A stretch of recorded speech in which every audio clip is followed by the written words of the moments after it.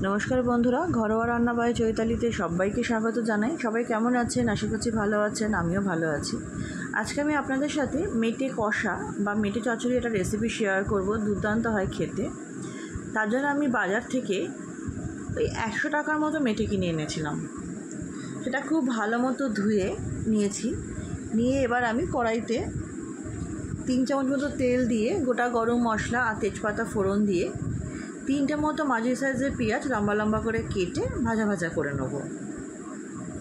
पेঁয়াজগুলো बेशी पोड़ाला होबे ना, हालका एकटु भाजा भाजा करे निते होबे जाते कालारटा चेंज हये जाय। तारपर आमि एर मध्ये आलू ऐड करे देबो। आलू आमि आलादा करे भेजे तुले राखिनी, आमि एकसाथेई समस्त किछु दिए दिएछि। आपनारा चाइले आलू आलादा करे भेजे तुले राखते पारेन।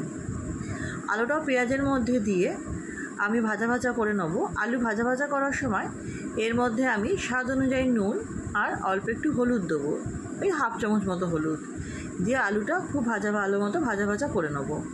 नतून बंधु जारा आमार चैनेले नतून, चैनलटी एखोनो सबस्क्राइब करेननि अनुरोध करब चैनलटी सबस्क्राइब करे पाशे थाका बेल आइकनटी प्रेस करे अल नोटिफिकेशनटा अन करे नेबे, যাতে চ্যানেলে যখন নতুন নতুন রেসিপি আপডেট করা হবে আপনাদের সর্বপ্রথম নোটিফাইড করে দেওয়া হবে। আর পুরনো বন্ধুদের অনেক ধন্যবাদ সাবস্ক্রাইব করে পাশে থাকার জন্য।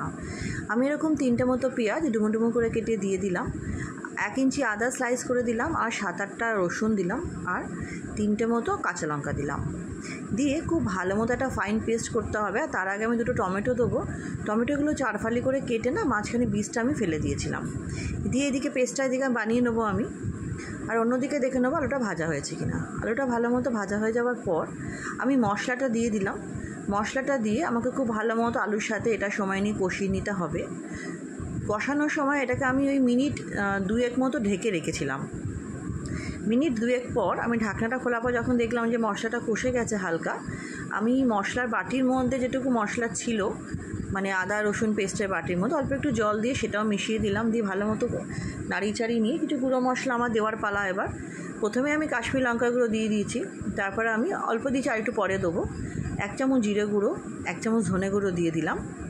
এখানে আমি নুন দিলাম স্বাদ অনুযায়ী, হলুদ গুঁড়ো দিলাম 1/2 চামচ আর দেবো শাহি গরম মশলার গুঁড়ো, সেটাও আমি 1/2 চামচ দেবো। আর আমি আর একটু কাশ্মীরি লঙ্কার গুঁড়ো দিলাম, ওই আগেরটা পরেরটা নিয়ে 1 চামচ হবে আন্দাজ। আর সামান্য একটু চিনি দেবো সমস্ত কিছুকে ব্যালেন্স রাখার জন্য। দিয়ে খুব ভালো মতো কষিয়ে নিতে হবে। আটা আমাকে আরও মিনিট 4 মতো কষিয়ে নিতে হবে। যখন দেখবো এরকম তেল বেরিয়ে এসছে কষানোর সময়, আমি এর মধ্যে এবার মেটেগুলো দিয়ে দেবো। মেটেগুলো দিয়েও খুব ভালো মতো এটা আমাকে সময় নিয়ে কষিয়ে নিতে হবে। মেটে দেওয়ার পরে কিন্তু আমাকে আরও মিনিট 5 কি 6 মতো কষাতে হবে। কষাতে কষাতে যখন দেখবো যে মেটেগুলো খুব ভালো মতো কষে গেছে, এর থেকে তেল বার হয়ে এসেছে, তখনই আমি এর মধ্যে এটা লক্ষ্য রাখতে হবে নিজে ধরে না যায়। আমার হালকা একটু ধরে গেছিলো বলে আমি খুন্তি দিয়ে একটু নেড়ে নিয়েছিলাম। আপনারা লক্ষ্য রাখবেন। এর মধ্যে আমি 1 কাপ মতো জল দেবো। আপনারা গ্রেভিটা আপনাদের প্রয়োজন অনুযায়ী কমিয়ে বা বাড়িয়ে নেবেন। জলটা দিয়ে আমি একটু ভালো মতো সাইডের কড়াই যে সাইডে যে লেগেছিলো সেগুলো আমি একটু খুন্তির সাহায্যে জলের মধ্যে মিশিয়ে দিচ্ছি।